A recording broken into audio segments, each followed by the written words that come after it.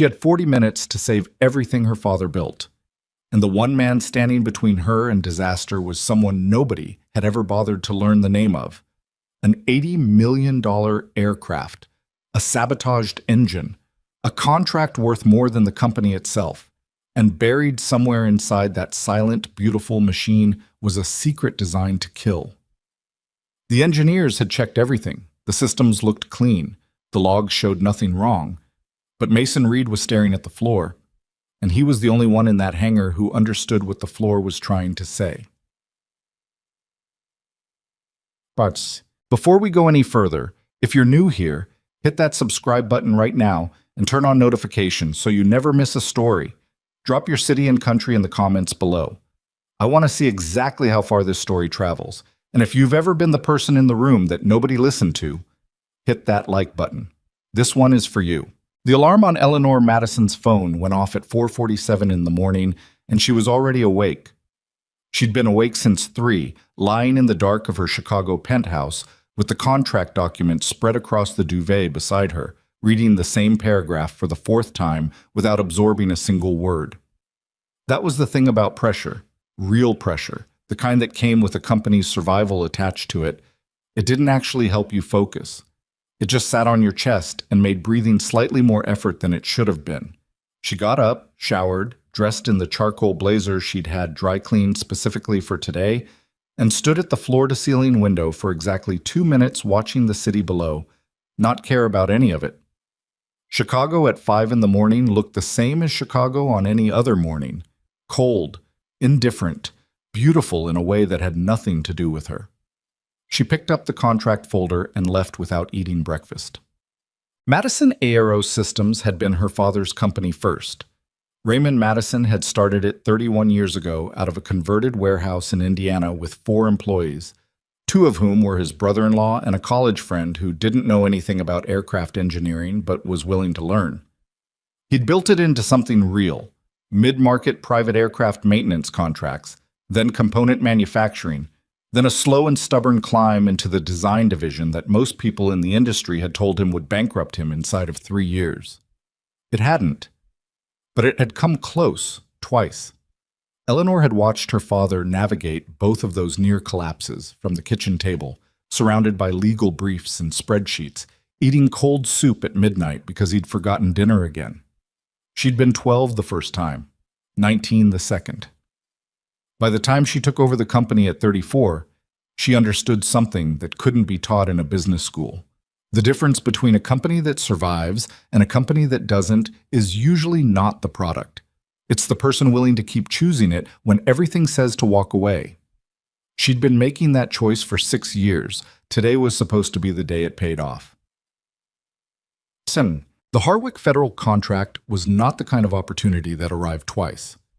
$420 million spread over 7 years. Government-adjacent infrastructure work, specifically the maintenance and systems integration for a new fleet of regional monitoring aircraft being commissioned through a public-private partnership with the Department of Transportation. Madison Aeros was one of 3 finalists. The presentation in Washington was scheduled for 2 o'clock in the afternoon, and Eleanor had been preparing for it for 11 weeks. Not preparing in the sense of slide decks and rehearsed talking points. Preparing in the sense of sleeping 4 hours a night and personally reviewing every technical specification her team submitted, because she had learned the hard way that the details people assumed she wouldn't check were the exact details that came back to embarrass the company in a room full of federal evaluators. The private airfield was 40 minutes south of the city. She arrived at 6:15 with Connor Vail already waiting on the tarmac beside the aircraft stairs, holding 2 paper coffee cups and looking annoyingly composed for 6 in the morning. Connor was her chief operating officer and had been with the company for 9 years. Longer than she had technically, though he had been a mid-level logistics coordinator under her father before Eleanor had elevated him to the executive team. He was good at his job. Precise, efficient, reliable, in the way that well-maintained infrastructure was reliable. You only noticed it when something went wrong. "Weather's clean to D.C.," he said, handing her a cup. "Flight time is 2 hours 20. You'll have 40 minutes at the hotel to change and review before the car picks you up." I don't need 40 minutes. "You'll want 20, at least." The Harwick team sent a revised agenda last night, added a technical Q&A segment before the main presentation. Eleanor took the coffee and looked at the aircraft. The Meridian G700. Her aircraft technically, though the company had financed it and it appeared on the balance sheet under operational assets, sat gleaming under the hangar lights, every surface clean. The kind of quiet machine confidence she had always found more reassuring than she probably should have. When did the agenda change come in? Around 11. I forwarded it to your tablet. She hadn't looked at her tablet after 10. She filed that away and drank her coffee. Oh. The pilot, a methodical former Air Force captain named Rhonda Garrett, was running through pre-flight checks when Eleanor boarded to drop her bag and review the new agenda. The interior of the aircraft was configured for working travel, a single long table along the port side, 4 seats, power connections at every position. Eleanor had spent enough hours in this cabin that it felt less like luxury and more like a second office, which was exactly how she thought about it. She was halfway through reading the revised agenda when she heard Rhonda's voice from the cockpit, clipped and professionally neutral in the way that pilots were trained to be when something was wrong. Ms. Madison, I need you off the aircraft for a moment. Eleanor set down the tablet. The engine wasn't starting, not the dramatic failure of something obviously broken. No sparks, no smoke, no noise that announced itself as catastrophic, just an absence. The system initiating, running its sequence, and then returning to silence where there should have been ignition. Rhonda tried it twice more while Eleanor stood on the tarmac in the early morning cold, watching through the cockpit window as the pilot's expression did the careful work of not showing concern while clearly feeling it. By 6:40, there were 4 engineers from the airfield's maintenance staff gathered around the aircraft. By 7, there were 6, and the conversation had developed the specific quality that Eleanor had come to recognize over years of running a company. Everyone speaking with authority, no one saying anything useful. Could be the fuel control unit. I already checked the fuel control unit. Then check it again, because something's not... The electrical diagnostic shows clean across the board, which means the problem isn't... The diagnostic showing clean doesn't mean anything if the sensor array is... Eleanor stood apart from them and checked the time on her phone. 7:04. The flight to Washington was 2 hours and 20 minutes. The presentation was at 2. If they didn't take off by 9, absolute outer limit, she wouldn't make it. The margin was tightening fast, and the engineers circling the aircraft were starting to look less like people solving a problem and more like people performing the appearance of solving one while running out of ideas. Connor appeared at her shoulder. Eleanor. His voice was measured, careful. I want to say something, and I need you to hear it as coming from a place of operational realism, not from any personal agenda. She looked at him. If we can't get this aircraft in the air by 8:30, there is no commercial flight option that gets you there by 2. The only way the company is represented at that presentation is if someone else goes. Someone else. I know this contract. I've been in every prep meeting. I can deliver the technical Q&A better than anyone on the team because I built the response framework. She studied his face. Connor was good at faces, good at composing them into arrangements that read as reasonable and calm. He had the kind of features that photographed as trustworthy, and she had always privately thought that was an asset she'd never fully trusted. It's not 8:30 yet, she said. No, but then let's not have this conversation until it is. She walked back toward the aircraft. The engineers were now crouched beneath the portside engine housing, 2 of them holding flashlights, while a third ran a secondary diagnostic on a handheld unit. The lead maintenance supervisor, a heavy-set man named Garrett, no relation to the pilot, was explaining to his team why the fuel control unit was fine for the 3rd time when Eleanor noticed someone else in the hangar. He was working on the far side of the space, near the rear wall, paying no visible attention to any of them. Medium height, late 30s, maybe 40, with the kind of build that came from physical work rather than a gym, broad through the shoulders, hands that looked used. He was crouched near the base of the hangar's east wall, running a measuring tape along a section of the concrete floor and making marks with a pencil in a small notebook. His jacket had a contractor's badge clipped to the front breast pocket. She walked over. What are you working on? He looked up without startling. People who weren't expecting attention usually startled. He just looked up, calm, like he'd known she was approaching. Section of floors got stress fracturing under the anchor points, he said. Management flagged it for assessment last week. I'm doing the survey. He glanced at the cluster of engineers around the aircraft. Looks like you've got your own problem this morning. How long have you been here? About an hour. He returned to his measuring tape.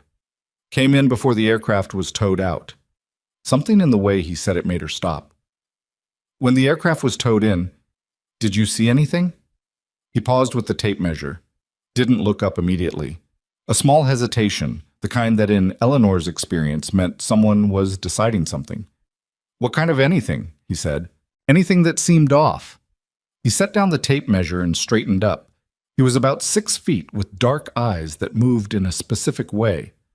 Methodically, she thought, like someone taking inventory rather than just looking. He glanced at the aircraft again, then at the engineers, then back at her. Your maintenance crew has been working that engine for 40 minutes. Yes. Has anyone looked at where the aircraft was sitting before they moved it? She turned and looked at the space in question, the empty area of hangar floor about 30 feet away, where the Meridian had been parked overnight. It looked exactly like hangar floor. Concrete, slightly oil-stained, unremarkable. Why would they? He didn't answer the question. Instead, he picked up his notebook and pencil and started walking toward the empty floor section. She followed him, which she couldn't entirely explain except that there was something in his manner that didn't perform confidence. It just had it, the kind that didn't need an audience. He crouched near the center of the space and looked at the floor for a long time without touching it. You have chalk? He said. Excuse me? In the maintenance bay. A chalk line reel or a piece of marking chalk. Anything. She looked at Garrett, the supervisor, who had drifted over with an expression suggesting he was watching something vaguely embarrassing happen to someone else.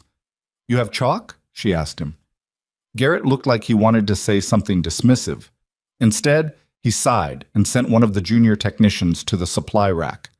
The technician came back with a piece of yellow chalk, the fat kind used for surface marking. The contractor took it. He crouched at 3 specific points on the floor and drew a circle around each one. The circles were about 18 inches in diameter, positioned in a rough triangular arrangement. He stood back and looked at them. To Eleanor, they looked like 3 circles drawn on a concrete floor. To the engineers who had gathered around, drawn by the interruption to their own unproductive activity, they looked like the same thing. What exactly are we looking at? Garrett asked.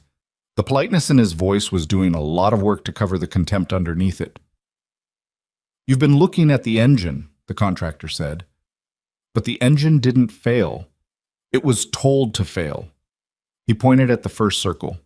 This is where the main wheel sat overnight. You can see the compression marks if you get low enough. But more importantly, you can see residue. Fine residue, consistent with a crystalline compound designed to migrate on contact with hydraulic pressure and collect in the vapor pathway of the fuel control system. Silence.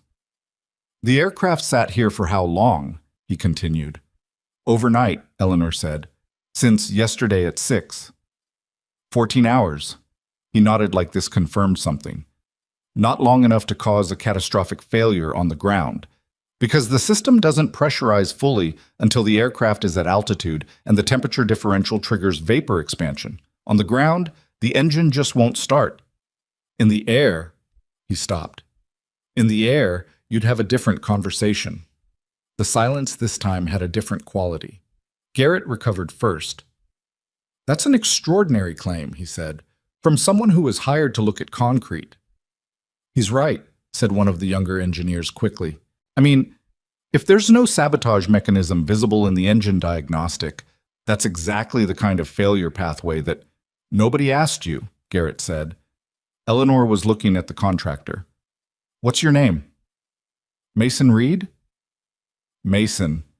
She looked at the 3 circles on the floor, then at the aircraft, then at her watch. It was 7:31. What do you need to prove this? He thought for a moment. Not performing thought, actually thinking. Shut down the active diagnostic. Pull the vapor recovery line from the left fuel control housing, not the sensor, the line itself, about 6 inches back from the junction. Have someone with a clean light look at the interior surface of that line. He paused. And you'll want someone to pull the access logs for this hangar going back 48 hours. Because whoever set this up came in when the aircraft was already here. Eleanor turned to Garrett. Do what he said. Garrett opened his mouth. Do what he said, she said again, quieter this time, which in her experience was always more effective than louder. Garrett did what he said. It took 11 minutes. The engineer who pulled the vapor recovery line, a young woman named Torres who'd been working the airfield for 2 years and had the quiet competence of someone who'd learned to be thorough by watching other people's mistakes, held the section under a work light and went very still. Then she looked up at Eleanor. There's something in here, she said. There's definitely something in here. The hangar got quiet in the specific way that spaces do when everyone in them suddenly understands that the situation is not what they thought it was 6 minutes ago. Mason Reed was already looking at the access log terminal near the hangar's side entrance, his notebook open, the yellow chalk still in his hand. Connor Vale was standing 20 feet away, and Eleanor noticed. She would think about this later, replay it with the particular focus of someone looking for what they should have seen sooner, that he hadn't moved closer to look. Everyone else had moved closer. Connor had stayed exactly where he was, watching. She would think about that for a long time. The morning was still young, and already nothing about it was what she'd expected. Her flight sat grounded on the tarmac with a substance inside its fuel system that hadn't appeared in any diagnostic because it wasn't supposed to appear in any diagnostic until it was too late for the information to be useful. A contract worth nearly $500 million was waiting in Washington in a building she was no longer certain she could reach. And a man hired to measure cracks in a concrete floor had just prevented something she didn't yet have full words for.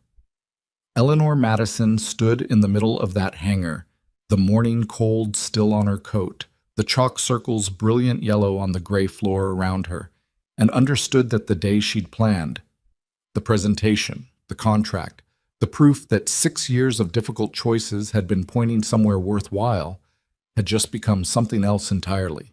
She didn't know yet how far down this went.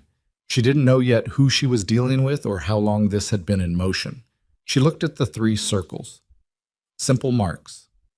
Yellow chalk on gray concrete. The kind of thing that a person only notices if they're looking at the right things in the right way at the right time. Mason Reed had been in the hangar for an hour before anyone knew to pay attention to him. The question that was beginning to settle into Eleanor's chest like a cold weight was not about the aircraft anymore. It was about who in that building had known exactly how long he'd been there. The vapor recovery line sat on a steel work table under a portable flood lamp, and 3 people were looking at it like it was evidence at a crime scene, which, Eleanor was beginning to understand, was exactly what it was. Torres had laid it flat on a piece of clean white shop cloth. The residue inside was visible if you angled the light right. A faint crystalline deposit along the interior wall, barely there, the kind of thing that looked like ordinary mineral buildup until you understood what you were actually looking at. Torres knew enough to know she didn't know enough. She'd said so clearly, which Eleanor appreciated more than she would have appreciated false confidence. I can't identify the compound without a lab, Torres said, but it doesn't belong there. Whatever it is, it got introduced after the last service. I can tell you that much. When was the last service? Eleanor asked. 11 days ago. Full systems inspection. I signed off on the fuel control myself. Eleanor looked at the line, then at Torres. And it was clean. It was clean. The statement sat there and did what uncomfortable facts do in quiet rooms. It made everyone calculate what it meant for them personally. Garrett, the maintenance supervisor, had stopped performing skepticism sometime in the last 15 minutes. His face had moved through a visible sequence, dismissal, reluctant attention, and now a careful blankness that Eleanor recognized as a man trying to figure out which version of the next hour was worst for him. He wasn't a bad man, she thought. He was a man who'd been wrong in a way that had consequences, and he was still absorbing it. Mason Reed was not at the work table. He was back at the access terminal near the hangar's side entrance, standing with his notebook open and his pencil moving in slow, deliberate marks. He'd been there for 8 minutes. Eleanor watched him from across the hangar and tried to build a reasonable profile of a person who had come to measure floor stress fractures and ended up preventing what she still couldn't fully articulate aloud, but was beginning to name in her head. She walked over. "The access log," she said. "What are you finding?" He turned the notebook so she could see it. He'd written a column of times in a neat, compressed hand. Not the scrawl of someone writing quickly, but the careful notation of someone used to recording things they might need to prove later. 12 entries in the last 48 hours, he said. 8 of them are your standard crew. Garrett, Torres, the 2 overnight cleaners, Rhonda Garrett for the pre-flight walkthrough this morning. Those all match up with what you'd expect. He put his finger on 4 of the entries. These 4 are keyed to a secondary access credential, not a name, a credential number. Eleanor leaned closer to the screen. The terminal was old, the display slightly washed out under the fluorescent lights. She could see what he was pointing at, entries logged at 11:14 p.m. and 2:39 a.m. 2 nights ago, and then again at 10:58 p.m. and 1:17 a.m. last night. What credential? That's what I can't tell from this terminal. It's a numeric code, but it's the same code both nights, and both nights it appears in a 2-entry pattern, in, then out approximately 40 minutes later. 40 minutes is enough time. If you know what you're doing, 20 is enough time. She straightened up. Her phone showed 7:49. The contract presentation was at 2. Washington was 2 hours and 20 minutes away by air, longer by anything else, and the aircraft on her tarmac had a compromised fuel system. The morning had developed its own momentum now, separate from anything she'd planned for it, and she had the specific feeling she associated with company crises. Not panic, exactly, but a kind of enforced clarity, where everything that wasn't immediately relevant dropped away, and what remained felt very sharp and very cold. Someone with access credentials came into this hangar twice over 2 nights, she said, introduced a compound into the fuel system that wouldn't trigger any diagnostic on the ground but would cause system failure at altitude. That's what the physical evidence suggests. And you found this by looking at the floor. Something crossed his face. Not quite a smile. Not quite anything. I was looking at the floor for a different reason, but yes. She studied him for a moment. There was something she couldn't place in the way he moved through the problem. Methodical, unhurried, with the particular patience of someone who understood that rushing past details was how details became disasters later. She'd hired enough engineers over the years to recognize the difference between competence that performed itself and competence that simply was. Mason Reed didn't seem to be performing anything. "Who sent you?" she said. "For the floor survey." "Hangar operations contracted through Millfield Service Group. I've been doing assessments for this airfield for about 3 years. Do you have a background in aircraft systems?" The pause before his answer was small but not nothing. "I have some familiarity," he said. It was the kind of careful answer that covered a larger truth, and Eleanor had enough experience with careful answers to file it away rather than push on it. There would be time for that. Right now there were more urgent things. She turned back toward the main hangar floor, where Garrett was on his phone and Torres was carefully rebagging the vapor recovery line for proper evidence handling. She'd thought of that herself, which Eleanor noted. And Connor Vale was standing near the aircraft stairs, with his arms crossed, watching everything with the attentive stillness of someone waiting for information. She had known Connor for 9 years. She had promoted him, trusted his operational judgment, included him in rooms she didn't include most people in. He was standing 40 feet away, and she could not currently read his face, which was unusual. Connor's face was typically legible to her. That was part of why she'd kept him close. She walked toward him. "The access logs show someone with a secondary credential coming in twice overnight," she said. "Do you know anything about secondary credentials for this hangar?" His expression shifted. Concern, attentive, and appropriate. "Secondary access? That'd be above the standard crew level. Operations management, executive team, maybe contracted security. So people at your level. And yours.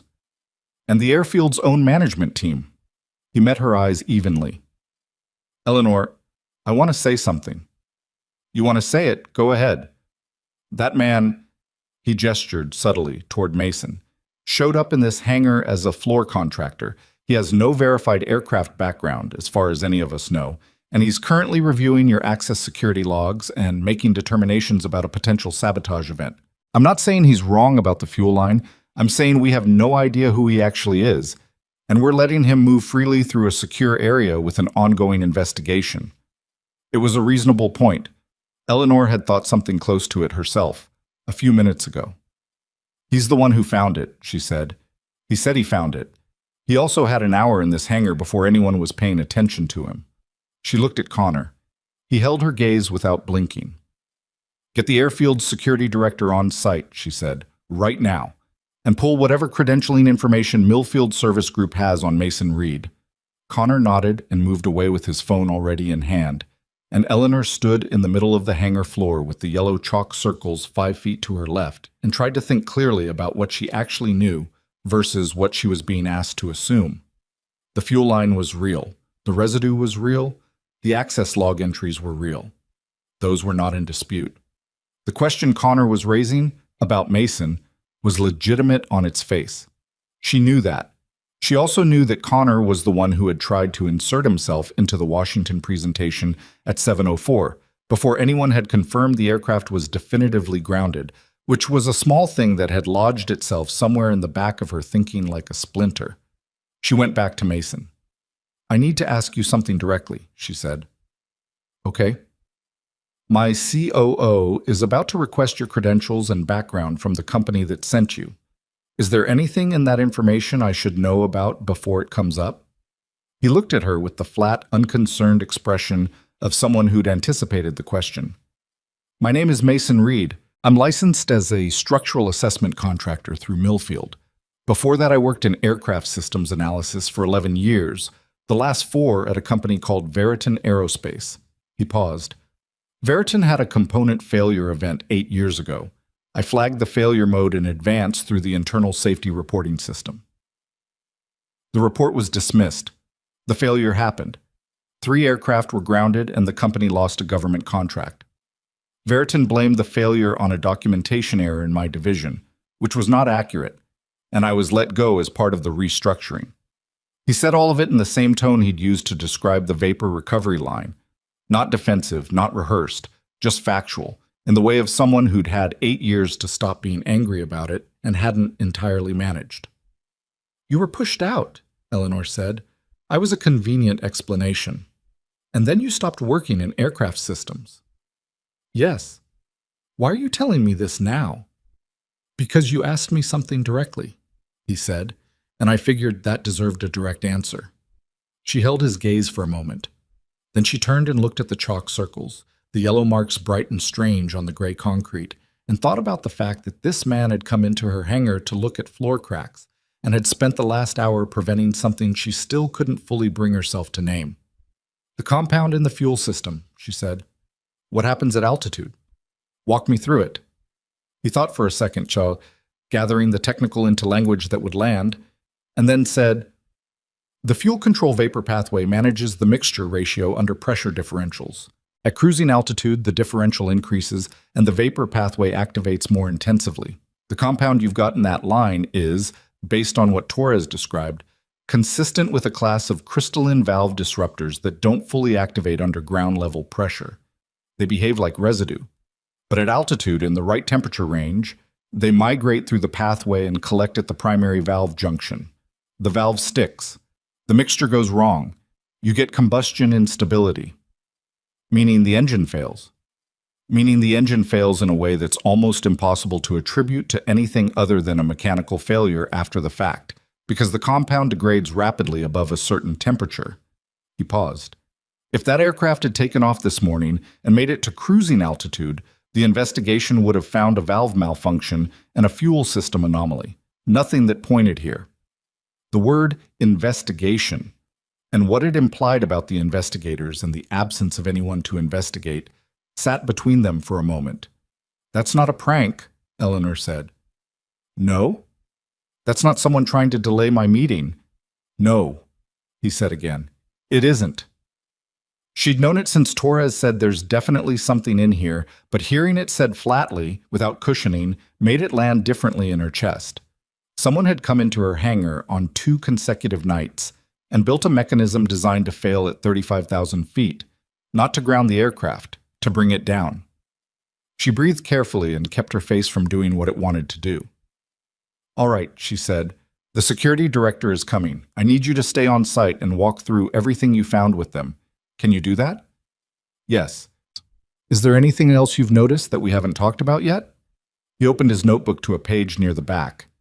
He'd sketched a rough diagram of the hangar floor, the parking position, the 3 chalk circles, the access terminal, and the aircraft stairs. He'd added a detail she hadn't mentioned. "The stairs," he said, pointing to his sketch. "The aircraft stairs were already positioned when I came in this morning, before Rhonda Garrett arrived for pre-flight, before your ground crew came in." He looked at her.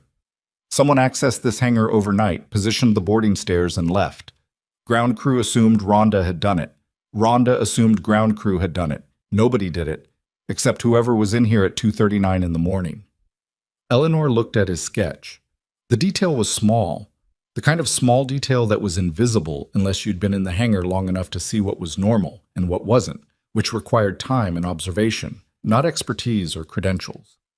"You noticed that when you came in," she said. "I noticed things," he said. It wasn't a boast. It was just accurate. By 8:15, the airfield security director, a compact, serious woman named Bales, who arrived in her own car and clearly hadn't been sleeping well before the call came, was on site and moving through the evidence in the methodical way of someone who'd done real investigations before and knew what useful information looked like versus what looked useful but wasn't. Mason walked her through the chalk circles, the access log, the stair position, the vapor recovery line. He explained everything in the same steady, unfussy way he'd explained it to Eleanor, and Bales listened without interrupting, which was how Eleanor knew she was taking it seriously. Torres had photographed everything and secured the fuel line segment. The access log entries had been flagged, and a formal digital preservation request was in process. The hangar had been closed to non-essential personnel. Connor Vale had made 4 phone calls in the last 30 minutes, and Eleanor had not been close enough to hear any of them. She stood near the hangar door with her cold coffee and her Washington presentation still waiting in her tablet bag, and tried to think through the shape of what was happening. Not just the immediate facts, the compound, the access entries, the stage stairs, but the larger shape, the intent, the planning involved. This required someone who knew her schedule, who knew when the aircraft would be parked overnight, how long it would be sitting when the ground crew typically arrived. Who understood enough about fuel system engineering to know exactly which compound to use and exactly where to introduce it so it would appear in no ground diagnostic. That description did not fit many people. It fit, in fact, a fairly short list. She was still working through that list when Connor came and stood beside her. "Millfield confirmed his credentials," he said. "He's licensed, clean record, been with them 3 years. And before that?" A small pause. "Veriton Aerospace, systems analyst, let go during a restructuring 8 years ago. He told me." Connor looked at her. "He told you?" "Before I asked Millfield. He told me voluntarily." Something moved in Connor's expression. Slight, controlled, the kind of adjustment that was too small to call a reaction and too deliberate to call nothing. "That doesn't clear him," Connor said. "Getting out ahead of a background check is a strategy, Eleanor. It doesn't mean—" "I know what it can mean," she said. "I also know what physical evidence means." She looked at the chalk circles still bright on the hangar floor, and at Mason Reed standing 30 feet away, answering Bales's questions with the same patience he'd given everything else this morning. "Someone came into this hangar at 2:39 in the morning," she said. "The compound in that fuel line is real. The access entries are real. Someone knew my schedule and my aircraft and my fuel system well enough to build a mechanism that wouldn't appear in any diagnostic until I was somewhere above Pennsylvania." She turned to Connor. "I'm not going to spend the next hour arguing about whether Mason Reed is credible when the evidence he found is sitting on a work table 60 feet from where we're standing." Connor's jaw was set in the careful way of someone maintaining composure because the alternative was visible. "The Washington meeting," he said. "It's 9:15. What's the call?" She thought about the contract, about the 11 weeks of preparation and the technical Q&A she'd reviewed on the plane and hadn't finished reading, about her father's company and what it meant that someone had gone this far to make sure she didn't land at the other end. "Get me a secure video conference line to the Harwick team," she said. I'm going to call them directly and explain that we have an active security situation at our operations facility and request a 48-hour postponement. I'll send them documentation. They might not grant it. They might not, but I'm not leaving this site while there's an open investigation into an attempt to bring down my aircraft. She said it flatly, without drama. And I'm not sending someone else in my place. She looked at him when she said that last part. Connor held her gaze for a moment, then looked away first. At 9:40, Bales pulled the secondary credential number from the airfield's master access database and matched it to an identity. And the name she showed Eleanor on her tablet screen was one that Eleanor had to read twice before her mind would accept it as the answer to the question she'd been asking all morning. She stood in the hangar with Bales's tablet in her hands and the yellow chalk circles behind her and the grounded aircraft beyond that, and understood that she had been wrong about something she'd trusted for 9 years. The question now was not whether.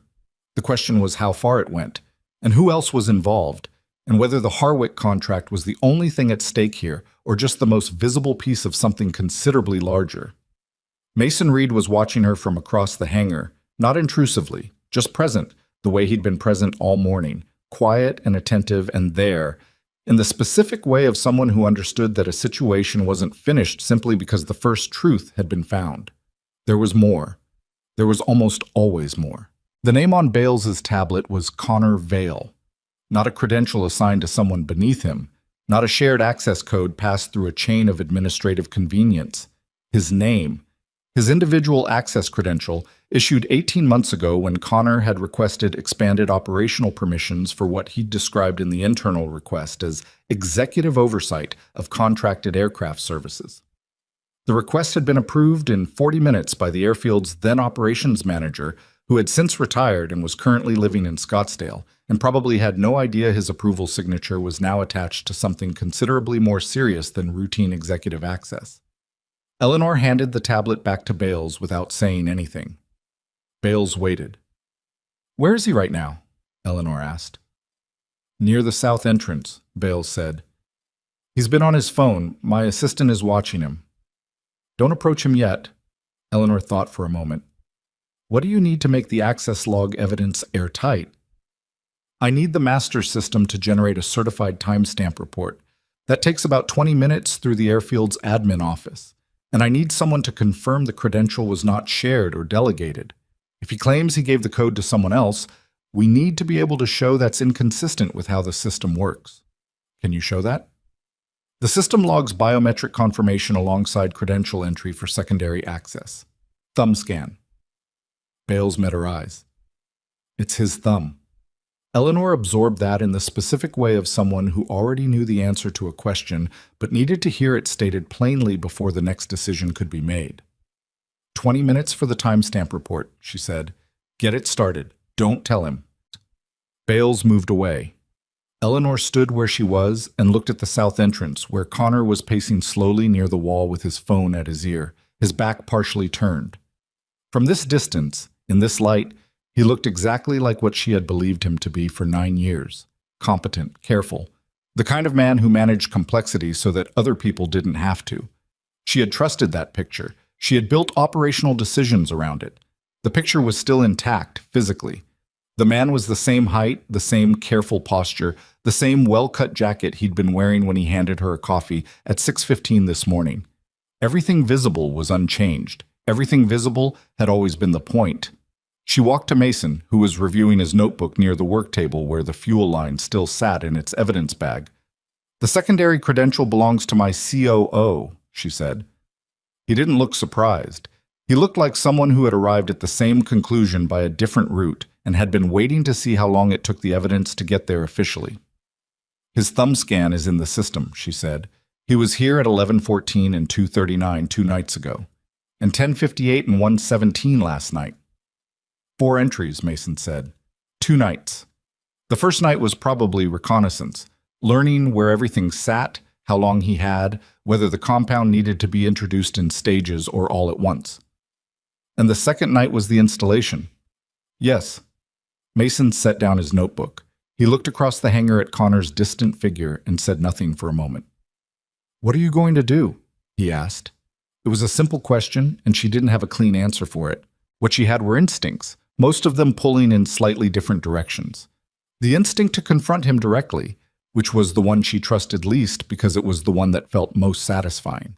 The instinct to call her company's legal counsel immediately, which was the correct professional response, and she'd already mentally composed the first two sentences of that call.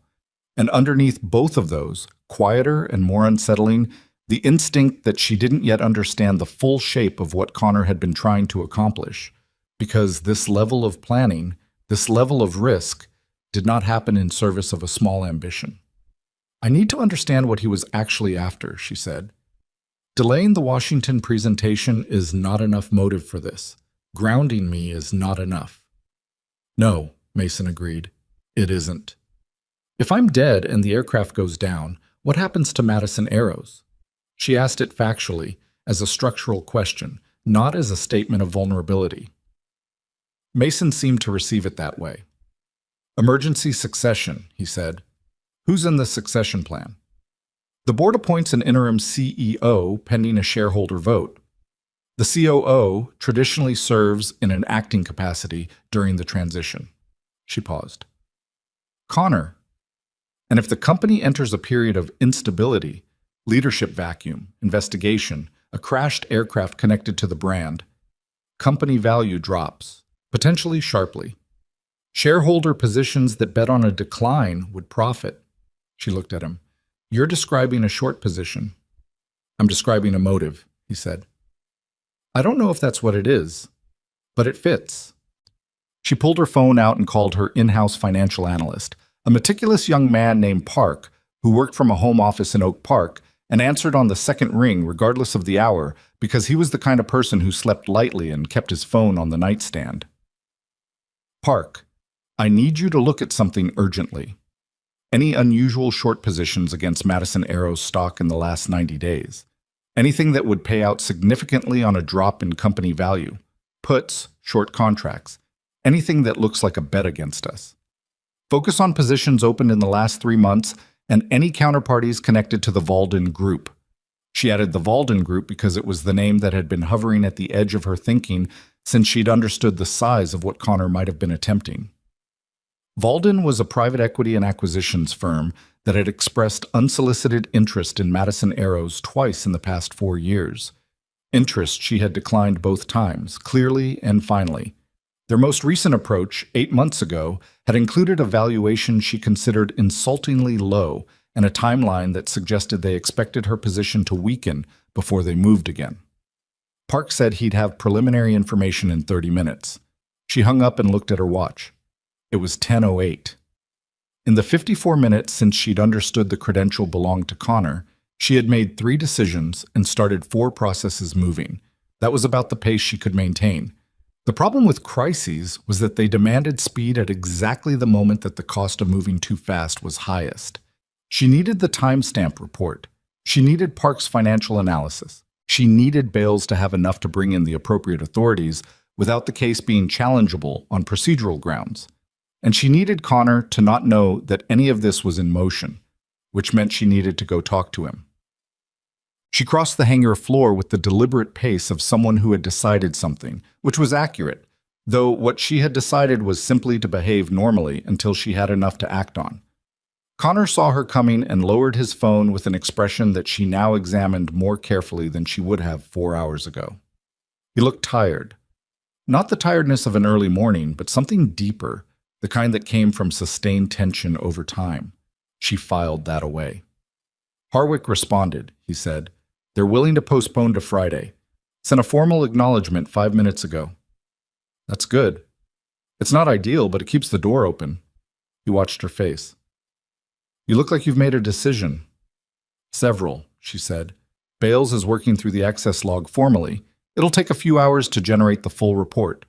She kept her voice flat and informational. "Until then, I want everyone who had airfield access in the last 72 hours to stay on site and available.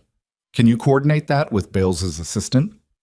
It was a task that required him to stay in the hangar and engage with a person who was, at this moment, building a case against him. She watched him process it. "Of course," he said. I also need you to flag anything from your operational oversight of the contracted services in the last 6 months. Any anomalies, any access requests that seemed unusual. Bales will want to review everything. I'll put together a summary. Tonight, if possible. He nodded, and she left him to it, and the thing she felt walking back across the hangar floor was not satisfaction. It was the specific discomfort of someone who had just looked at 9 years of professional history and understood that at least some portion of it had been constructed for her benefit rather than built in good faith. She didn't know how much. That was the part she hadn't yet located. The timestamp report came through at 10:31. Bales printed it in the airfield's admin office and brought it to Eleanor in a manila folder, the old-fashioned way, which Eleanor appreciated because paper was harder to intercept than a digital message on a network that Connor Vale had administrative access to. The report was 12 pages. Bales had flagged the relevant entries in yellow. 4 access events. Connor's biometric credential. Times that placed him in the hangar, while his public calendar, Eleanor had asked Park to pull it before she'd redirected him to the financial analysis. Showed him at home or in transit. No witnesses. No secondary personnel entries during any of the 4 windows. This is enough for law enforcement contact, Bales said. In my professional assessment, I want to be clear that it's your decision, and there may be reasons you want to handle this through other channels first. But the physical evidence combined with the access documentation it's a complete package. Is anything challengeable? His counsel will argue the credential could have been compromised without his knowledge, that the thumb scan was somehow spoofed or the system has an error. Those arguments exist. Bales paused. But the compound is in your fuel line, and his thumb opened this hangar 4 times in 48 hours. It'll take a creative defense. Eleanor set down the folder and looked through the hangar's small side window at the tarmac where her aircraft sat in the flat morning light, grounded and improbable in the way of an expensive thing that had almost become something terrible. There's a financial angle I'm still waiting on information about, she said. I want to understand the full scope before I make the call to law enforcement. Can you give me another hour? I can give you whatever you need. I'd ask that we don't let him leave the property.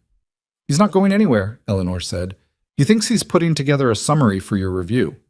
Bales allowed herself a very small expression that wasn't quite a smile. Park called at 11:04. His voice had the specific quality it got when he'd found something significant and was managing his own reaction to it.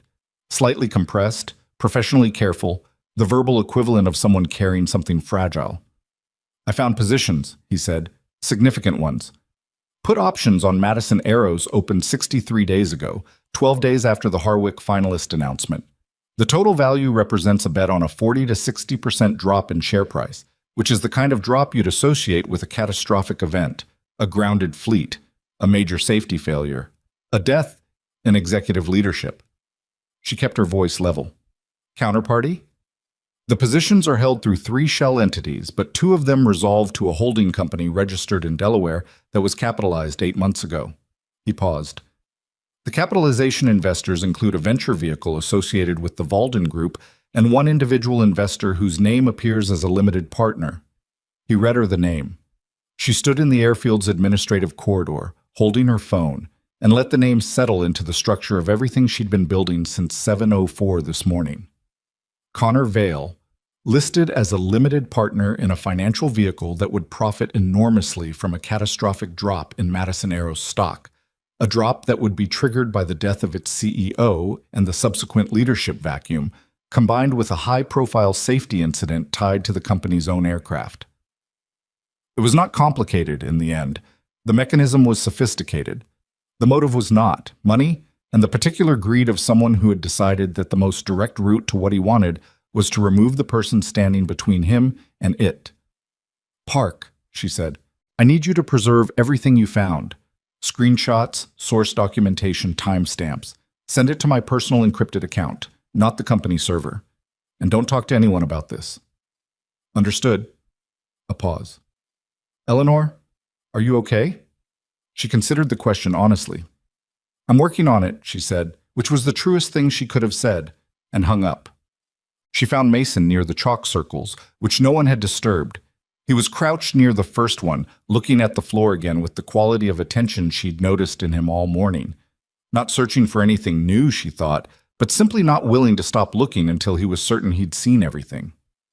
The financial piece is confirmed, she said. Short positions against Madison Aeros opened 63 days ago, held through entities connected to the Valden Group and Connor Vale personally. Mason stood. Valden, he said. You know them? I know their acquisition history. They've taken positions in 3 aerospace companies in the last decade through similar methods: manufactured instability, leadership transitions under pressure, below-value acquisitions during the chaos. He said it without particular emotion. They're patient. They set things up months in advance. Connor was their inside position. He's been here 9 years, Mason said. Long enough to be trusted with everything. Long enough to understand exactly how to move inside the company without attracting attention. He looked at her. How long has Valden been approaching you? 4 years? 2 formal offers, both declined. The second one was 8 months ago, and 63 days ago. The Harwick announcement made it public that we were a finalist. A successful contract of that size would raise our value significantly, make a below-market acquisition impossible. She understood the timeline now, fully and clearly. If I land the Harwick contract, Valden can't touch us, so they moved before I could. Through Connor. Through Connor. She stood there for a moment with all of it assembled in front of her. The chalk circles, the fuel line, the access logs, the financial positions, the 9 years of a professional relationship that had been, at least in part, a long and patient bet against her. What she felt was not what she might have predicted. Not rage, exactly. That would come later, she suspected, in quieter circumstances when there was space for it. What she felt right now was a cold, settled clarity, the kind that came when a situation stopped being uncertain and became instead a problem with defined edges and addressable dimensions. She knew what she needed to do. She pulled out her phone and called her corporate attorney, a sharp-edged woman named Carver, who had a voice like someone who had stopped being surprised by human behavior a long time ago and was therefore never caught off guard by it. I need you and a federal contact on the phone in 30 minutes, Eleanor said. I have physical evidence, access documentation, and financial records tied to an attempt on my life and a coordinated plan to destabilize and acquire my company. I'll send you everything in the next 10 minutes. Carver said, I'm clearing my morning. And that was the whole conversation. Eleanor hung up and looked at Mason. I'm going to need you to walk through everything again with my attorney and a federal investigator. The chalk circles, the access log, the compound, everything you observed this morning from the time you arrived. All right? They're going to ask about your background, about Veritan. I know. Is there anything in that history that Connor Vale's attorneys could use to argue your observations are motivated by something other than what they are? He considered it with the same honesty he'd brought to every question she'd asked him today. They'll try, he said. Someone who got pushed out of the industry has a possible grudge against large aerospace companies and their executives. That narrative exists, and they'll reach for it. But my notebook has been open since I walked in this morning. Every observation I made, every time I made it, in the sequence I made it, before I knew whose aircraft it was, before I knew who owned what credential, before any of this turned into what it turned into. He held up the notebook. I wrote down the stair position at 6:12. I drew the first circle diagram at 7:18. I noted the vapor line observation at 7:44. Everything I did today is time-stamped in my own hand, and none of it required me to know anything about Connor Vale.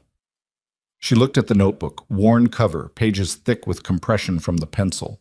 It looked like something he carried everywhere, which she suspected he did. Okay, she said. Then Connor's voice came from across the hangar, raised slightly, not shouting, but loud enough that both Eleanor and Mason turned. He was looking at Bales's assistant, who had clearly just said something. Connor's expression had shifted into something Eleanor had never seen on him before, in 9 years. The specific look of a person whose calculation has just revealed that the situation is no longer what they believed it to be. He looked across the hangar and found Eleanor's eyes. The distance between them was 30 feet. The air in the hangar was cold and flat and bright under the fluorescent lights. Neither of them moved for a moment. Then Connor did the thing that answered the last question she'd had about him. He didn't say anything. He didn't try to explain or deflect or reach for a reasonable story. He turned toward the south entrance. "Bales!" Eleanor said, loudly enough to carry. Bales was already moving.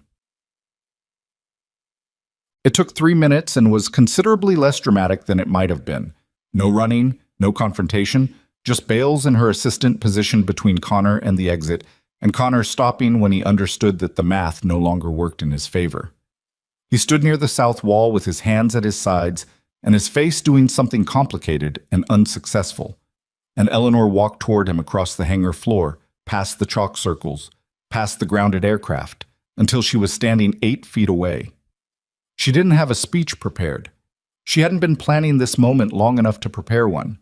She just looked at him for a second, this man she had trusted with the operational core of her father's company, and said the only thing that seemed worth saying. 9 years, Connor." He said nothing. "The compound is already in evidence," she said. "The access log is certified. The financial positions are documented." She kept her voice level. Not cold exactly, just flat, in the way of someone who has moved past a feeling into the territory that comes after it. "My attorney is going to walk through every piece of it with a federal investigator this afternoon. You should call your own counsel." He looked at her then, really looked, for the first time since she'd arrived at the airfield this morning. And what was in his face was not defiance or manufactured innocence. It was something smaller and more human than either of those things. "It was already in motion," he said, "before you came on board. Valden approached me when Raymond was still running things. They said the company's trajectory was unsustainable, that it was going to fail anyway, and they were offering a managed transition." "Don't," she said. "I'm not asking you to—" "I said don't." He stopped. She studied him for another moment. Then she stepped back, and Bales moved in, and that was the end of that conversation. Eleanor turned and walked back toward the center of the hangar. The chalk circles were still there, yellow and clear on the gray concrete. Mason Reed was standing a few feet away from them with his notebook closed in his hand, watching her with the quiet attention of someone present enough to see that this moment required nothing from him except to let it be what it was. She looked at the 3 circles. She thought about the fact that they'd been drawn in 7 minutes by a man no one had been paying attention to, on a floor that had nothing to do with aircraft systems, using a piece of chalk borrowed from a supervisor who'd handed it over, mostly to prove that the request was pointless. Simple marks. And every piece of what she now held, the evidence, the timeline, the exposed betrayal, her own life still intact and standing in this hangar, traced back to those marks and to the man who'd made them. The federal investigators would arrive in 2 hours. Her attorney was already reviewing documents. The Harwick presentation had been rescheduled to Friday. There was an enormous amount of work left to do. She knew that. She was already organizing it in her head, already mapping the sequence of what needed to happen and in what order, because that was how she was built. Crisis as a problem to be worked through rather than a weight to be carried. But she stood still for a moment longer, in the middle of the hangar, with the grounded aircraft and the chalk circles and the cold morning light, and let herself understand what this morning had actually been. Not a delay. Not a setback. The day someone tried to end everything she'd built, and failed, because an unnoticed man with a pencil and a notebook had been paying attention to the right things. The federal investigators arrived at 12:47 in 2 unmarked sedans that parked with the specific neatness of people who had done this enough times to know that how you arrived said something about how seriously you were taking the situation. There were 3 of them.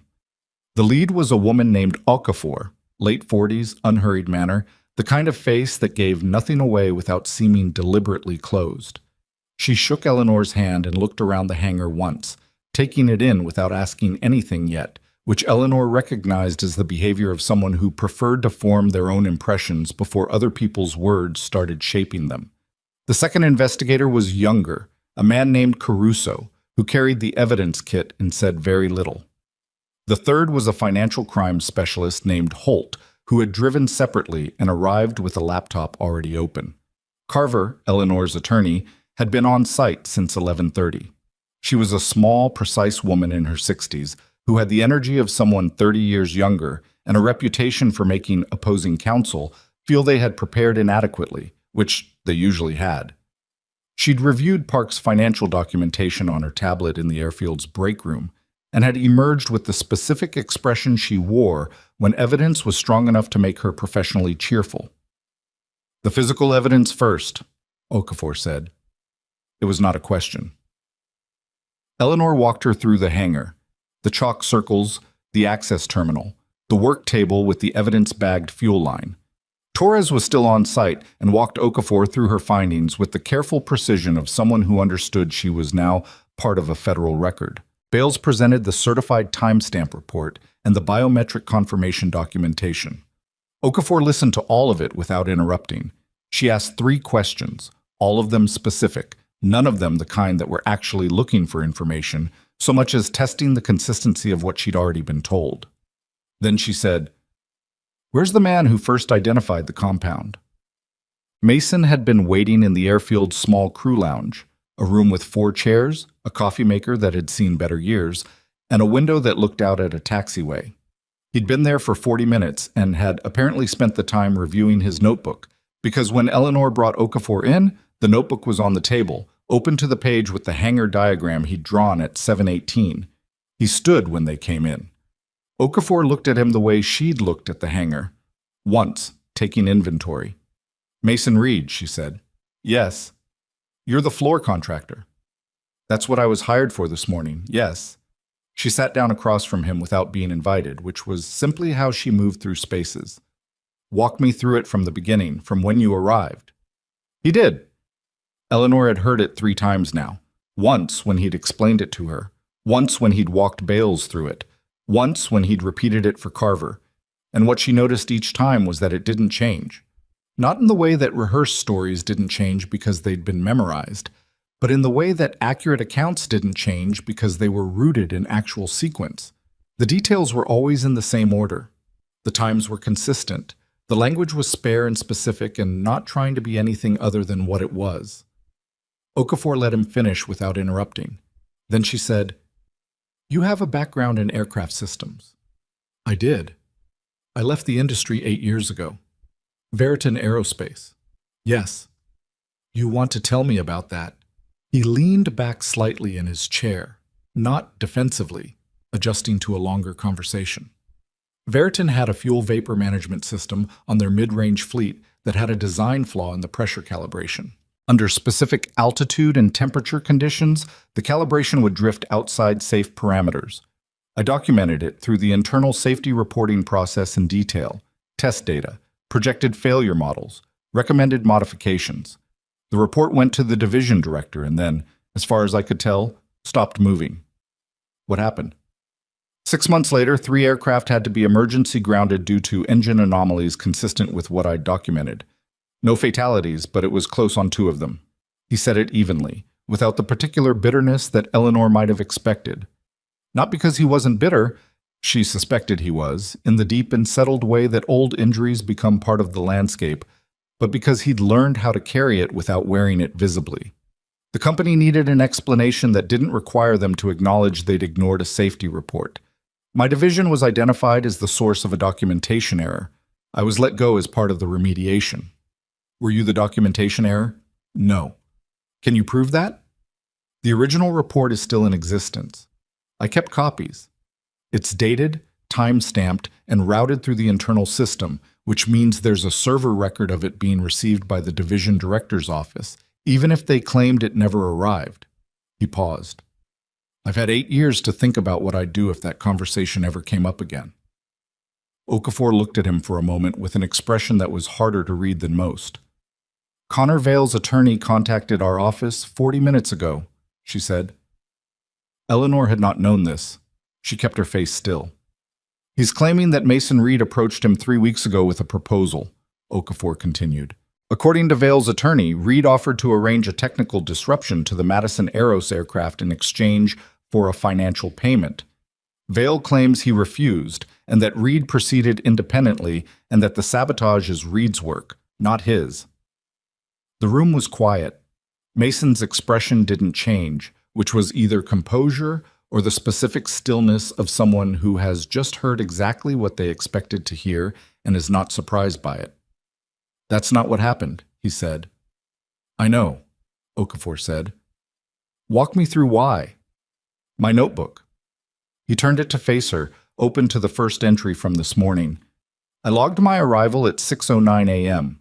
I logged the presence of the aircraft at 6:11. I logged the stair position anomaly at 6:12. I noted the engineering team's activity beginning at approximately 6:40 based on when I heard them, and I drew my first observational diagram at 7:18 before I had spoken to anyone other than Ms. Madison. He turned several pages forward. Every observation I made this morning is in sequence, in my handwriting, with times that can be cross-referenced against the hangar's interior security camera footage, which Bales has already confirmed exists for this morning's period. The security footage. The hangar has 2 interior cameras on the east and west walls. They're not high resolution, but they log continuous time-stamped footage. You'll be able to see me arrive, see where I was working, see when I moved toward the aircraft area, and see the sequence of everything I did. None of it will be consistent with someone who pre-planned a sabotage event and was executing a cover story. Okafor was looking at him steadily. And your contact with Vale prior to today? I have never spoken to Connor Vale. I did not know his name until this morning. I did not know this was Eleanor Madison's aircraft when I came in. I knew it was a private aircraft registered to a corporate entity, which is standard for this airfield. The specific identity of the owner was not information I had. Can you verify that? My work assignment came through Millfield's dispatch system. The work order lists the hangar number and the scope of the floor assessment. No aircraft registration, no owner name, no connection to Madison Aero specifically. He held up his phone. The dispatch notification is still in my messages, received yesterday at 4:22 p.m. Okafor looked at it. She looked at it long enough to read it fully, then handed the phone back. I'm going to need the notebook, she said, and I'll need you available for the next several days. Both of those are fine. She stood. The camera footage will either corroborate or contradict his statement about the 3-week contact. If it contradicts, it will, Mason said. She looked at him once more. You sound confident. I'm confident because I know what I did and didn't do, he said. I understand that's not the same as proof, but I've been in a room where what I knew was true didn't matter because the proof was inconvenient for the people who held it. I kept documentation this time. I've kept documentation of everything for 8 years because I learned the hard way what happens when you don't. Okafor left the room. Eleanor stayed. She sat down across from Mason in the chair Okafor had vacated, and for a moment neither of them said anything. The coffee maker near the window made a sound like it was considering attempting to work and then deciding against it. He's going to try to make this about you, she said. Yes. His attorney moved fast. 40 minutes. That means he made that call before Bales's assistant approached him. He was already prepared with an alternate narrative, which means he had one ready in advance, in case something went wrong, meaning in case the aircraft was found before it took off. She thought about that. He assumed the most likely failure point was the compound being discovered during a routine check, not by a floor contractor drawing circles in chalk. I was probably not in his contingency planning. No, she said. I don't imagine you were. She looked at his notebook, which Okafor had taken, but which she could still see clearly in her mind. The neat columns of times, the careful hangar diagram, 8 years of a man who had learned to document everything because once, when it mattered most, he hadn't had proof of something true. You've been carrying copies of that Veritan report for 8 years. Digital copies, 3 separate backups. Waiting. Not waiting, he said, with a slight correction that she understood was important to him. Not expecting, but prepared. There's a difference. She nodded. She understood the difference better than she might have 24 hours ago. The camera footage will clear you, she said, but Connor's attorney is going to take whatever time they can to muddy it. They'll question the notebook's integrity, question the dispatch record, find every soft edge in the timeline and push on it. She watched his face. Are you ready for that? I've been ready for that kind of thing for 8 years, he said. It's not pleasant, but it's survivable. She looked at him, really looked, the way she hadn't entirely let herself do in the middle of the morning's chaos, and thought about what it cost a person to carry a true story that nobody had wanted to hear for 8 years in a field they'd been forced out of, and still show up to a hangar floor assessment with a pencil and a notebook and enough professional care to notice things that weren't their job to notice. "How's your daughter?" she said. He looked briefly surprised. "Bales's background check was thorough," she said. "Single father, daughter in 3rd grade. "She's good." Something in his face shifted into a register that was entirely different from every other expression he'd worn today. Simpler, warmer, less defended. "She's 8. She thinks I fix floors for a living." "What do you tell her about it?" "I tell her that floors matter, that everything stands on something." He said it with the slight self-consciousness of someone quoting themselves from a conversation with an 8-year-old, aware it sounded more philosophical out loud than it had in context. "She's mostly interested in whether I remembered to buy cereal." Eleanor almost smiled. It happened quickly and not entirely at her direction. "Does she know you used to work in aircraft systems?" "She knows I used to work with planes. She asked me once why I stopped, and I told her the job changed and it was time to do something different." He paused, "which is mostly true." "Will you tell her what happened today?" He thought about it genuinely, not as a rhetorical question. "Someday," he said. "When she's old enough to understand that the version of the story where you do the right thing and it still gets complicated for a while is a more useful story than the version where you do the right thing and everything immediately gets better." Eleanor sat with that for a moment. Then her phone rang. It was Carver. She stepped into the corridor and Carver said, in the clipped, efficient way of someone who had organized information into its most essential form, "Holt has traced the Delaware Holding Company. The capitalization funds came from 2 sources, Valden's venture vehicle, which we expected, and a personal account belonging to a director at Valden named Mercer. Here's the piece you need. Mercer and Vail have a documented personal relationship going back 17 years, college. They're in photographs together at industry events as recently as last spring." "So Valden didn't just use Connor as a convenient inside contact," Eleanor said. "They had a relationship with him before he was even at Madison Aeros, predating his hire by 8 years, which means the question of whether Raymond Madison knew what he was bringing into the company is now something the investigators are going to want to answer." Eleanor leaned against the corridor wall. The fluorescent light above her hummed slightly, the low, chronic hum of institutional lighting that she had stopped noticing years ago and now found oddly centering. "My father brought Connor on board," she said. "Yes, I don't know what that means yet. I wanted to tell you before the investigators pieced it together themselves." She thanked Carver and hung up. She stood in the corridor for a moment, alone, and let the question about her father sit in her chest. She did not know the answer. Raymond Madison had been a good man, imperfect, difficult in the specific way that founders were difficult, occasionally wrong in the way that confident people were occasionally wrong in ways they couldn't see from the inside. He had built something real and handed it to her, and she had always assumed the handing over had been clean. Maybe it had. Maybe Connor had been genuinely unremarkable when Raymond hired him, and Valden had found him later, had cultivated the relationship into something operational after Eleanor had taken the company in a direction that made acquisition more difficult. Maybe her father's judgment had not failed in the way it would feel like it had failed if she let herself go down that road. She didn't know. She might never know completely. She went back into the crew lounge. Mason looked at her face and said, "Something else. There's a longer relationship between Connor and the Valden director than we knew about. It predates his time at Madison Aeros. The investigators will be looking at how and why he was originally hired." Mason absorbed this without reaction. "My father brought him on," she said. "I know. Bales mentioned it. It doesn't change the evidence. No. But it changes some of the questions." He nodded. "It usually works that way. You pull one thread and what's underneath is more complicated than you expected. Not necessarily darker, just more complicated." She sat back down. The room was small and not comfortable, and neither of them were pretending otherwise, which she appreciated. "I want to ask you something," she said, "and I want you to answer it honestly, not helpfully." "All right. When you were at Veriton, when they dismissed your report and the failures happened, and they blamed your division, did you ever consider going back, filing formally, pressing the case, pushing until someone had to listen?" He was quiet for a moment, not avoiding the question, actually thinking about it. "Yes," he said. "For about 2 years I thought about almost nothing else.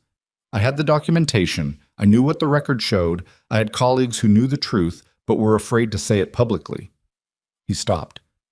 I'm not good at letting things go. I'm not built that way. So walking away from it felt like a kind of failure that I wore for a long time. Why did you walk away? Because my daughter was 4 and her mother had left, and I was spending every hour I wasn't sleeping on a case that was making me someone I didn't want her to know. He said it simply, without performing the sacrifice. Not a clean choice. I gave something up, but the thing I kept mattered more. Eleanor looked at him. You're going to have to testify, she said. Formally. It'll be public record. Your name, the Veritan history, all of it. I know. Connor's attorney will use Veritan to paint a picture of someone with a professional grievance against aviation leadership. I know that too. And my notebook has 47 pages of observations made before I knew who owned the aircraft, who Connor Vale was, or that any of this was connected to anything other than a floor crack assessment. He held her gaze steadily. The notebook is the argument, not me. She thought about that, about the difference between a person's character being the evidence and a person's documented record being the evidence, and why the second one was more durable than the first. Okafor said the interior camera footage is being pulled, she said. It'll show what it shows. It'll show you arriving at 6:09, working in the corner, moving to the aircraft area only after the engineers were already there, drawing the circles, every step in sequence, and none of it coordinated with anything except your own observation. Yes, Connor's narrative collapses the moment they review it. Probably. Defense attorneys don't stop working when the first narrative collapses. But yes, the camera and the notebook together are a complete account. There's no version of the footage that's consistent with a man who pre-planned this. She stood because there was more to do and the afternoon was moving, and she had learned over years of running a company that the specific comfort of sitting in a room and understanding something was a comfort that had to be earned and then released. Understanding was not the end of anything. It was just the beginning of knowing what to do next. I'm going to call my board chair, she said. Before this becomes public, the board needs to hear it from me, directly and completely, including the parts that make us look vulnerable. She looked at Mason. One of the things I've observed about people who try to hide damage is that the hiding is always more expensive than the damage. Connor bet on my willingness to protect the company's image above the truth. He was wrong about that. Were you ever tempted? It was a fair question, and she gave it the honesty it deserved. For about 4 minutes, she said, around 10:15. I thought about the Harwick evaluators, and the board, and the press cycle, and what a public investigation tied to a safety incident would look like in the trade press. She paused.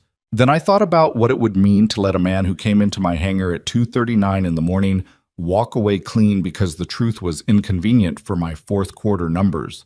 And that was enough. That was enough. She gathered her phone and her tablet bag and paused at the door. Your daughter, she said. Does she know you're good at your job? Something in his expression shifted again. That same simple, less defended thing she'd seen before. She knows I notice things, he said. She told me once that I look at the ground too much, that I should look up more. She's right, probably. Most 8-year-olds are, he said, about the large things.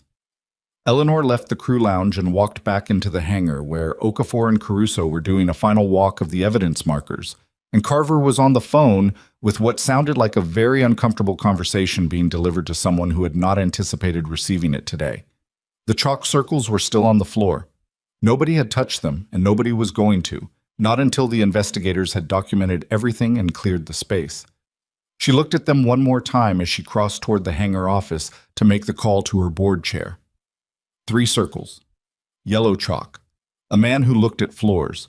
What she knew, standing there, was that in 48 hours the Harwick evaluation team would receive a full briefing on the security event at Madison Aeros, including the complete record of how it had been discovered and managed, because she had decided that morning that the presentation she would make in Washington on Friday would be more complete and more true than the one she had originally prepared, not less. She had not yet told Mason what she was thinking regarding his future involvement with the company. That conversation was for another moment, when the immediate work of the day was done and there was space to have it properly. But she had already made the decision. Some decisions made themselves, if you paid attention to the right things. The call to the board chair lasted 41 minutes. Eleanor made it from the hangar office, sitting at a metal desk that belonged to the airfield's operations manager and smelled faintly of machine oil and old coffee, with the door closed and the sounds of the investigation muffled but still present through the thin partition wall. She told the board chair everything, not the managed version, not the version shaped to minimize alarm. Everything, in the sequence it had happened, including the parts that reflected badly on the company's internal security protocols and the parts that raised questions about Connor Vale's original hiring that she could not yet answer. The board chair was a 70-year-old man named Aldridge, who had known Raymond Madison for 30 years and had the specific quality of old men who had survived enough corporate disasters to stop being surprised by them. He listened without interrupting, which Eleanor had always considered his most valuable professional attribute. When she finished, he said, "Are you all right?" "I'm functional." "That's not what I asked." She looked at the wall for a moment. "I don't know yet. I'll have a better answer in about a week. The board needs to meet before Friday. Emergency session tomorrow morning." "I know. I'll send everything tonight. The evidence documentation, the financial analysis, Carver's legal summary. I want the board to have the complete picture before we're in a room together, not during." "And the Harwick presentation?" "Rescheduled to Friday. I'm going in person." A pause. "Some board members will argue that the instability makes a postponement advisable, that we should let the investigation settle before—" "I'm not postponing," she said. "If I walk into that presentation and tell the Harwick team exactly what happened, how it was discovered, how we responded, what we're doing to address it, that is a stronger case for our company's values than a polished deck and a comfortable conference room." She paused. "We found sabotage because someone was paying attention to a floor. That's not a liability. That's a story about what this company actually is, if I tell it right." Aldridge was quiet for a moment. "Your father would have postponed," he said. "Not as a criticism, as a fact." "I know," she said. "We had different instincts about some things." "Yes," he said. "You do." And there was something in the way he said it that wasn't disapproval. Connor Vale was formally arrested at 2:14 in the afternoon. Okafor handled it with the same unhurried efficiency she'd brought to everything else. 2 federal officers, no unnecessary drama, Connor walking out of the airfield's south entrance in handcuffs with his jacket still buttoned and his face doing the specific work of a man who had decided that composure was the last thing he had left to control. Eleanor watched from across the parking area. She hadn't planned to watch. She'd been heading to her car. But she stopped when she heard the doors and stood there until the vehicle pulled away. She didn't feel what she'd expected to feel. There was no satisfaction in it, which surprised her. She'd expected something. Relief, maybe? Or the particular cold pleasure of a betrayal being formally acknowledged. What she felt instead was tired. The specific tiredness that came not from the length of a day, but from the concentration it had required.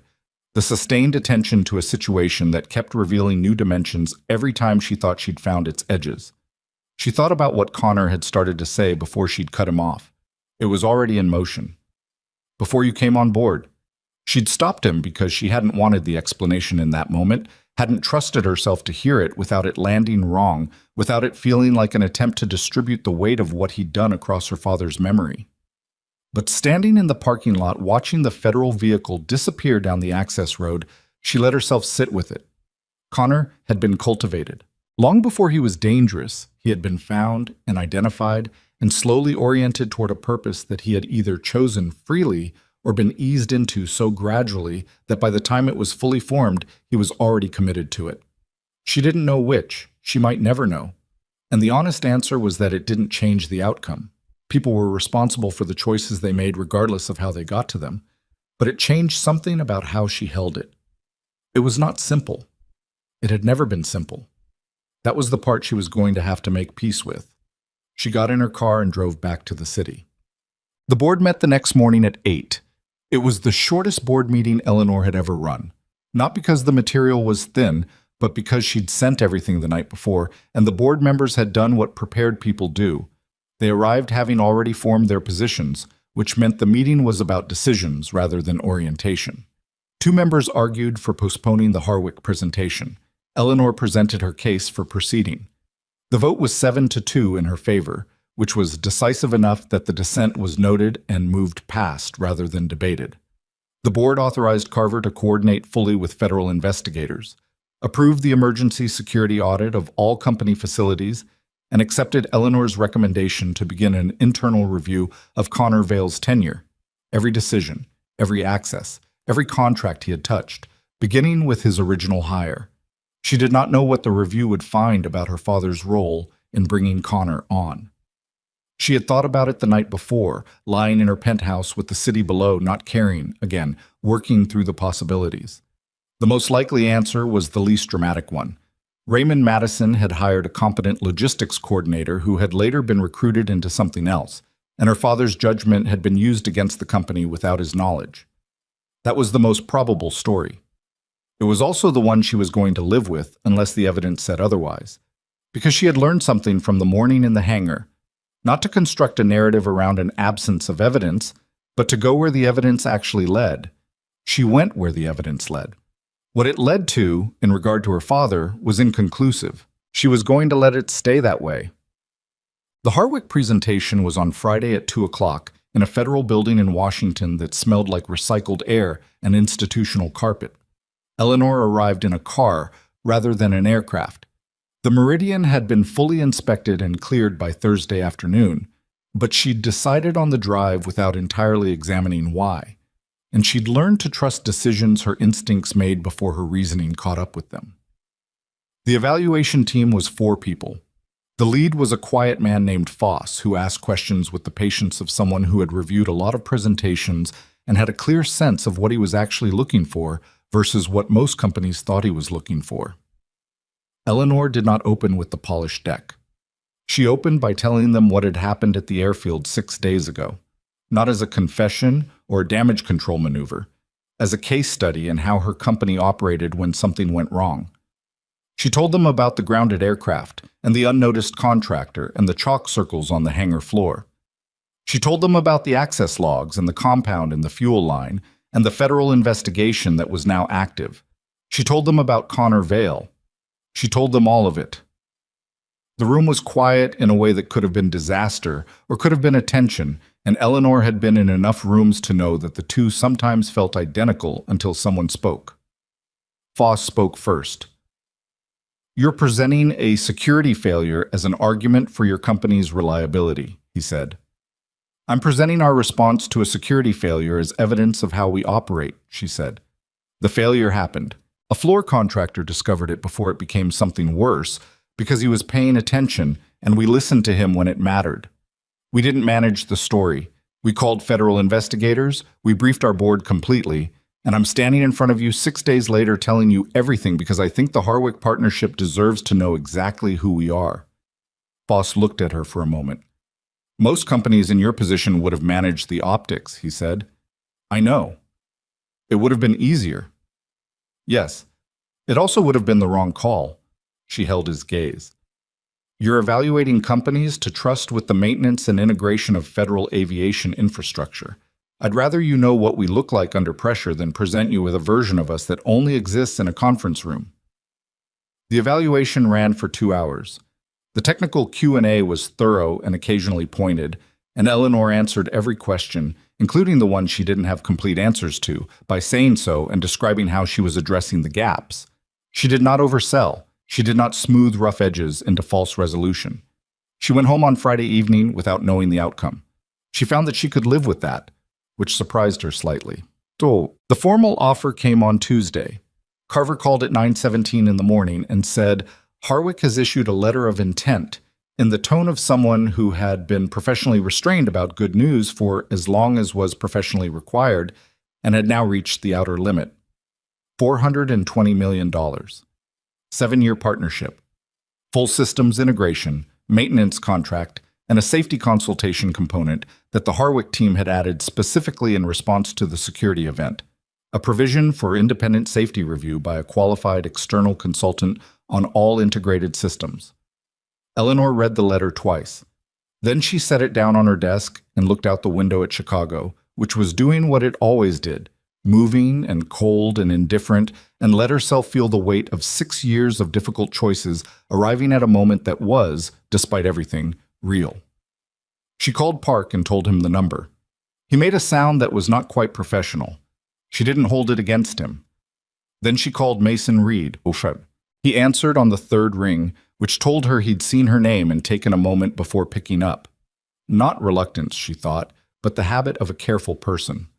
The Harwick contract came through, she said. A pause. Congratulations. Thank you.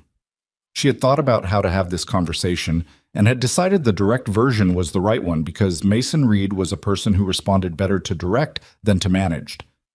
I want to talk to you about something. When can you come in? Where? The Madison Aeros offices, downtown Chicago. She paused. I want to show you something. Quiet. He came in on Thursday afternoon wearing a jacket that was better than the contractor gear from the hangar, but still clearly the jacket of a man who wasn't accustomed to corporate buildings, which Eleanor appreciated because performed comfort would have been worse. She walked him through the company. Not the showroom version. The actual operational floors, the engineering division, the safety documentation center, the maintenance coordination team.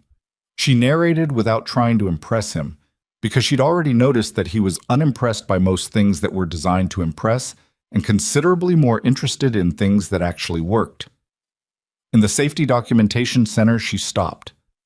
I'm creating a new division, she said. Independent Safety Review. It sits outside the operational chain.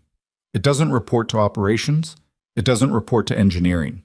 It reports directly to the board, with full authority to flag any flight, any decision, any system, and require a hold until the concern is resolved.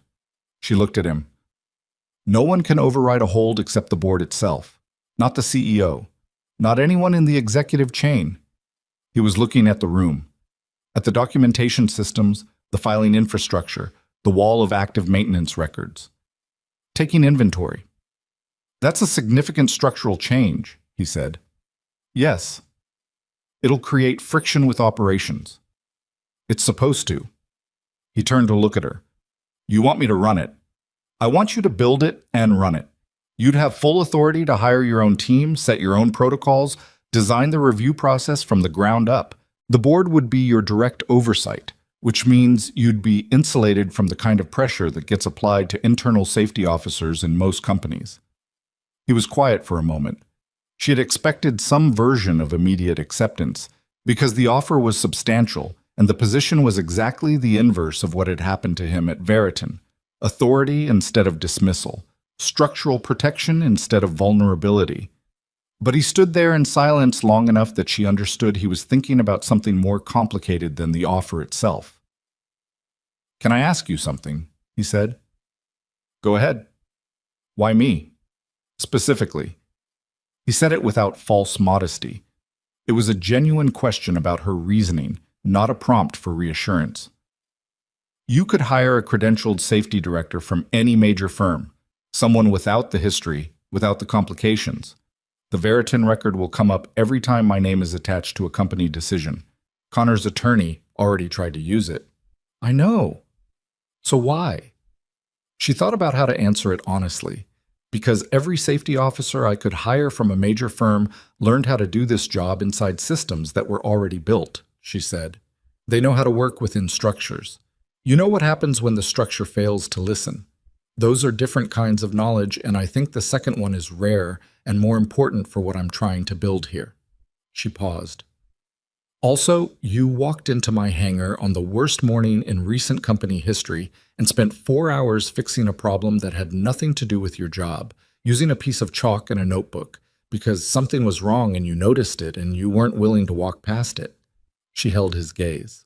I want someone who does that. I don't know how to hire for that from a resume. He looked at the wall of maintenance records for a moment. The Veriton report, he said. The one I filed 8 years ago. If I take this position, I'd want to formally submit it for the public record through the federal investigation process. It's relevant. The compound used on your aircraft is a variant of the failure mode I documented. Someone with access to Veriton's internal research used that knowledge in what happened here. Eleanor had not known this. She absorbed it. You think the connection to Veriton is direct? I think it's worth proving. If Valden or their associates had access to Veriton's proprietary failure research, which would require someone inside Veriton to have provided it, that's a significantly larger case than what Connor Vale did in your hangar. She thought about that, about the size of what might be underneath this, and whether she was ready to be the company that pulled the thread on it. Submit the report, she said, to Okafor directly. Whatever it opens up, we'll deal with it. He nodded. Is that a yes? She said. He looked at her with the expression she had come to recognize over the past week, measured, honest, not performing anything in either direction. I need to tell my daughter first, he said. She thinks I fix floors. What will you tell her? I'll tell her I'm going to work with planes again. A pause. She'll probably ask if I get to fly them. Does she want to fly? She wants to do everything, he said. She's 8. Eleanor almost smiled again, the same way she had in the crew lounge, briefly and not entirely at her direction. There's one more thing, she said. She led him back through the main corridor, past the engineering floor, to the room that had been designated as the new safety division's primary office. It was a good-sized room on the corner of the building, with north and east windows that let in real light, which she had chosen specifically because it was the best room on that floor, and she wanted its location to say something about how the company regarded the work done inside it. On the wall beside the door, she'd had something mounted that morning, a frame. Inside it, a photograph. He stopped when he saw it. The photograph was from Bales's interior security camera footage, not high resolution, slightly washed out by the hangar's fluorescent light, but clear enough. It showed the hangar floor from the east wall camera angle, taken at 7:23 in the morning 6 days ago. 3 yellow chalk circles on gray concrete, and at the edge of the frame, crouched near the third circle with a notebook in his hand, Mason Reed. He stood in front of it without saying anything. She waited.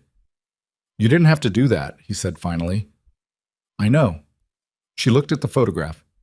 The engineers who were in that hangar that morning, the ones who told you a floor contractor had no business analyzing an aircraft. 3 of them have already asked to meet with you, professionally, about the new division and how the review process will work. She paused. I thought you should know that. He was still looking at the photograph. She couldn't fully read his expression. It was something between recognition and the specific discomfort of a person not accustomed to being seen clearly. 8 years, he said. Not to her specifically, more to the photograph, or to whatever private accounting the image had triggered. Yes. I thought about the Veriton report every day for the first 3 years, he said. Then every week. Then it became something I carried the way you carry something heavy for long enough that you stop noticing the weight until someone asks you to set it down. He was quiet for a moment. This morning, before I drove here, my daughter asked me if I was nervous. What did you tell her? I told her yes. He looked at Eleanor. I don't usually tell her when I'm nervous about something. I didn't want to explain why. Why were you nervous? He considered the question with the same honesty he'd brought to every question she'd asked him over the past week. Because Veriton felt like proof that doing the right thing and being believed for it were 2 different outcomes, he said. And I'd spent 8 years not being sure which one I was going to get. You can know something is true and still not know if it's going to matter. She understood that. She understood it in the way of someone who had made choices that were right and expensive at the same time, who had learned that integrity was not a protection against difficulty, but a way of moving through difficulty without losing yourself in it. It mattered, she said, simply and without inflation. He looked at the photograph one more time. Then he turned away from it, because he was not a person who dwelt in moments once the moment had been received. When do I start? He said. Monday, if that works. It works. What? 3 months later, the Madison Aero Safety Division had a staff of 4 and a review protocol that had already flagged 2 procedural concerns in the company's maintenance documentation. Neither of them dangerous, both of them the kind of small systemic drift that grew into larger problems over time if no one was watching for them. Mason had caught both within his first 6 weeks. He'd documented them in the same spare, time-stamped way he'd documented everything in his notebook, and he'd presented them to the board in a meeting that lasted 20 minutes and resulted in 2 operational changes. The engineers respected him. Not warmly initially. There was a period of adjustment during which the operational team worked through the specific friction of having an independent authority that could stop their work for reasons they didn't always immediately agree with. But Mason was patient, and he explained his reasoning every time. And he was right enough times in a row that the disagreement shifted from territorial to professional, which was a different and more productive kind. Garrett, the maintenance supervisor who had handed over the chalk with barely concealed contempt back in October, stopped by the safety office one Tuesday afternoon in January with a technical question about vapor recovery system inspection intervals. He asked it without preamble and waited for the answer with the posture of someone who had decided that expertise was expertise regardless of where it came from. Mason gave him a thorough answer. Garrett said thanks and left. Neither of them mentioned the chalk. The federal investigation into Connor Vale and the Valden Group expanded significantly once Mason submitted the Veritin report to Okafor. The compound used in the fuel system was traced to proprietary research conducted at Veritin 7 years earlier, research that had been accessed through a data breach that Veritin had never publicly disclosed. The breach was connected to a consulting firm with documented ties to Valden. 2 additional executives were charged. The Valden director named Mercer was indicted in February. Connor Vale pled guilty in March to charges that included criminal conspiracy, attempted manslaughter, and securities fraud. His sentencing was scheduled for the fall. Eleanor did not follow the coverage closely. She had made her statement to investigators, submitted the full company documentation, and decided that the legal process was the legal process, and her attention was better spent on what she was building rather than what had been done to her. She was not entirely successful at this. There were mornings when she drove to the office and thought about what the alternative version of that October morning would have looked like. The aircraft at altitude, the engine failing, the outcome that Connor and Mercer and Valden had been counting on. She thought about it the way you thought about a car that had nearly hit you on the highway, involuntarily, briefly, with the residual cold of something that had been very close. And then she went upstairs and did the work. Call. On a Thursday afternoon in April, 6 months after everything, Eleanor stood in the safety division office with a cup of coffee that had gone cold while she'd been reading a technical review report and looked at the photograph on the wall. 3 chalk circles. Gray concrete. One corner of a man who had been looking at the right things at the right time. She thought about what she would say if someone asked her what the lesson of it was. The clean takeaway, the tidy moral. She had been asked versions of this question in 3 industry interviews, and a board presentation, and once by a journalist who was writing a piece on corporate safety culture, and she had given versions of an answer each time that were accurate without being complete. The complete version was harder to compress.